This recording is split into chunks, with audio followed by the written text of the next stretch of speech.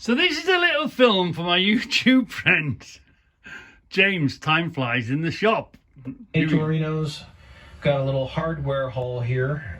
This was from a yard sale this summer. Just never got around to filming it till now. Out in the freezing cold shop. But this was all about $10 if I remember correctly. I really don't know what these are for. They seem like they're for anchoring into something like masonry or cement. But they're huge, and I kind of just picked them up to show Reggie. So get a good look, Reggie. This is not a challenge. You don't have to go find these now or anything. I'm just wanting to show you something that looked interesting to me. Well, James. So obviously it was a reason to make a film, wasn't it? Had to be a reason to make a film, and I'm sort of imagining they're this sort of a size, this sort of a, there or thereabouts. Anyway, and then we part of that film, and the response to that film was, what would I use it for? Okay, yeah, it's a nut and a bolt, and obviously it's that big, but this and slide sizes bigger and smaller and whatever, what would I... Obviously I'm a bit security mad, aren't I? So you see what I've done with this one. I've ground the threads off, turned it into a little slide bolt. But if you would have if you choose it, you could just use it as a slide bolt. So that would be my first instinct, some sort of security secret lock. Then my second instinct would be a ground bolt. How many people have got or have seen a gate with a flimsy little rod holding it, and the bottom of the rod's bent over, and you can't really shut the gate properly? Well, if you'd made yourself one of these things into a ground rod, that would have held the gate, wouldn't it? That would hold the gate, yeah. Doesn't matter if it's thin or up above. Just that simply going in the ground would hold back anything. And then, what else would you do? Well, it's good for joining, if you had a break in a pipe, you'd put this on one end and that on the other. It would be good. I know you build buggies and mess about with your buggies. If a frame broke in a buggy, it would be a great piece to slide in there and hammer around it. If you were a machine sort of a person, you could machine it into a male or even a female. You could put a slot in there, couldn't you? So be able to open or close something. Or you could even do what I did here, put a little tip on it, put a little tip and turn it into a little key. So it could be a male key, or if you cut a slot down the middle, it could be a female key. It could be a cam, if you cut it in half and put it in somewhere and you wanted to turn something, to cam something. I also thought, who's ever been brought up on a farm and you remember the think of the barn door, the door, and there'd be a bottom door and the top door, and then in the top door there would be a little hole you'd put your finger in. Now wouldn't that be a lovely little secret keep behind the door like that? That would be behind there. You'd stick your finger through the door, it would lift it up and put it back down again. Obviously you'd have to have a pretty good finger to make it work, but it's full of imagination. You could make whatever you thought. If you were, because you've bought it that cheaply, you'd look at the top, see, now this is a 8.8. Yeah, look, 8.8. So it's a pretty good piece of metal. So you could warm it up, couldn't you? You could get it red hot and you could bash it and make whatever shape you want out of it, because at the end of the day it's just a piece of steel, isn't it?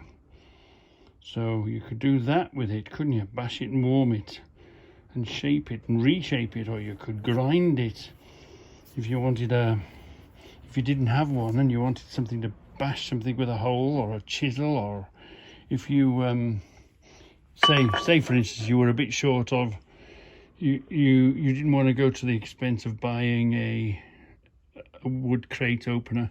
I mean, the weight of this alone, you could warm that and bash it almost flat, and you could reshape it to open. You could make it into whatever you want to make it into, and it would be yours. It would be homemade. There's something special about making a homemade item, especially, if you're away from the shops, or you need something, you wanted to make a hole in a concrete. You just sharpen the end of this and start bashing away at it. It's a good bodger, it's a good basher, isn't it? It's a good you're not going to smash this up. This is going to smash whatever you want up. Yeah, this is so there are so many, and forget about anything that you'd want to weld to it, because at the end of the day, it is a good piece of steel. It's a good piece of steel to warm up and reshape, but it's also a good piece of steel to use as security, but also if you wanted to weld something to it, if you wanted whatever you wanted to make, some sort of a grappling tool, you can bend it, can't you? I mean, it'd be a lot of bending. You'd have to justify a lot of hard work. You'd have to warm it up, and you'd have to put one hell of a cheetah bar on it, wouldn't you? You'd have to put something like you'd have to get this sort of a cheetah bar and one hell of a vise, and you could do it if you chose to, if that was your only option. So yeah, they're fantastic. Don't walk by them, because they might not come in this month, they might not come in this year, they might not even come in this decade, but eventually they do come. And at the worst, it goes back out for sale. At the worst, it goes into the scrap. Its weight is worth money. So if you haven't really, better if you get it for free, but if you've had to pay a little bit for it, it'll be worth a lot more in another 10 years, just for the sake of hanging it on a nail. Yeah, there's his partner. Look, there's another one there. So yeah, thank you, James, for showing us your collection. Where were we? Yeah, for showing Giant us. bolts. Yeah, giant bolts. What else do we have? So, this is some sort of springs and anchors. James, at time flies in the shop. Everything comes in. Everything comes in eventually. So all of those things, you've bought them. Was it $10? You've hardly felt it, have you? They will become invaluable one day when you're in the deep stuff. When you're up to your nose in it, and you need something to get you out of trouble, they might just come in. So I thought I'd get some gas. I needed a bit of gas for my gas canister, me little cooker, camping stove cooker thing. And, with inflation being the way it is, I thought, well, I better get another 4. If you can afford it now, whatever you're buying, buy double of what you're getting, because if nothing else, it protects you from inflation. And then I thought, well, what if these doomsayers are maybe correct or half correct? I mean, at the worst, you're going to have it and keep it for a while, and if the doomsayer is correct, you've saved yourself money and availability. So I thought, well, right, I better give myself another 4 then. So I've covered myself for inflation. I've covered myself for doomsday situations, when the electric goes off and the water goes off. If they're wrong, well, I've got plenty of gas, and it's going to be a long time before I buy any more. If they're right, well, they're right, and it was the best thing I ever did since sliced bread. So if you're buying something and you're going to use it sooner or later somehow, you might as well now. So that's inflation proof, and this is just in case doomsday. You know, if you're watching this, you're watching internet, and you've seen all these Canadian prepper and the American baldy guy and the UK and all that. So anyway, I think we've got enough gas, because if the gas runs out, then we're in trouble. Yeah. So here we are in the morning queue, waiting to get the boxes on. I'm just guessing this man is this box. Look, so here's the crane. There's the crane putting it on. Look, he's going to grab it and grab the box. 20 foot. Oh. Now look at the bottom. That looks heavy. Hold on. Is it sealed? Yeah, that's a delivery. Look, in the morning generally. So he might deliver that and bring it back empty, or he might deliver it and then reload it. There we are. Let's watch him put it on the truck. Oh, but it'll be my turn. Yeah, it's got a seal on it, look. It's a seal box. So we'll be taking that straight for a delivery. On, come on, spot on. Look at that. They're so accurate, these crane drivers. Oh, something he's not happy with. They are so accurate. Wow, feel the weight go onto it. So he's off and go and do his delivery. And I'm empty, waiting. I've got rid of my box, so I'm waiting for one of those. Yeah, so let's move forward a bit. This is what I was telling you about the other day. I've come to get this trailer. It's on a slight slope, so when it's disconnected, the brakes, if it's got no air, the brakes come on. The air actually takes the brakes off. So now I've connected underneath. The trailer's not going to go anywhere. I've put the unit underneath. Now if I haven't put the brakes on the unit, because I've got to release the brakes to be able to pull it behind me, haven't I? So sometimes I double check, especially when I'm talking to you like this. I like to just go up there.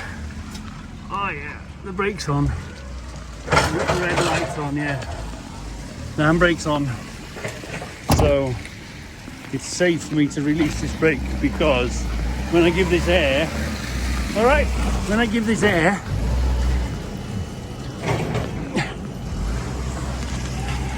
hold on, this is on shunt. There we are. So the air, this is all right now. This will pull behind me, but the weight in this, the weight's in charge now. Gravitational. If I didn't have the brakes on the unit, it would pull it downhill. So now it's loaded. I'll put the axle down and I'll pull it away, and it'll follow me. So yeah. So that's why you got to double check and make sure your unit brakes are on, especially on them. It's deceiving on a slope like this.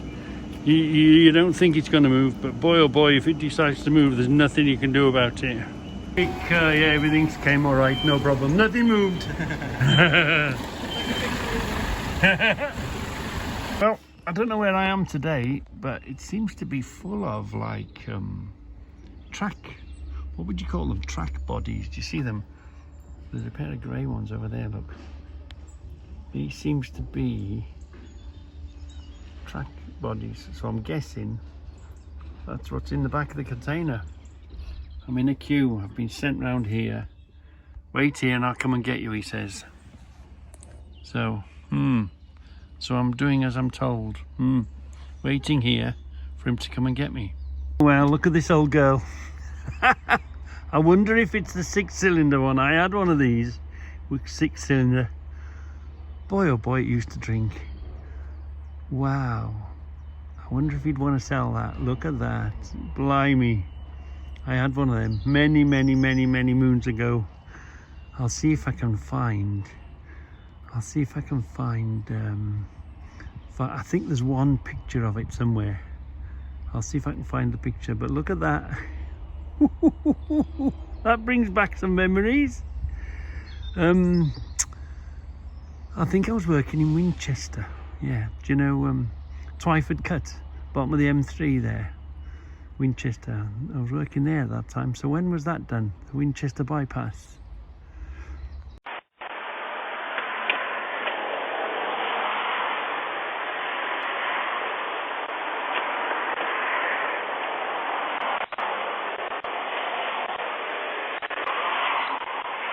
You're going on YouTube? What? Hey, you're going on YouTube? Yeah, motherfucker.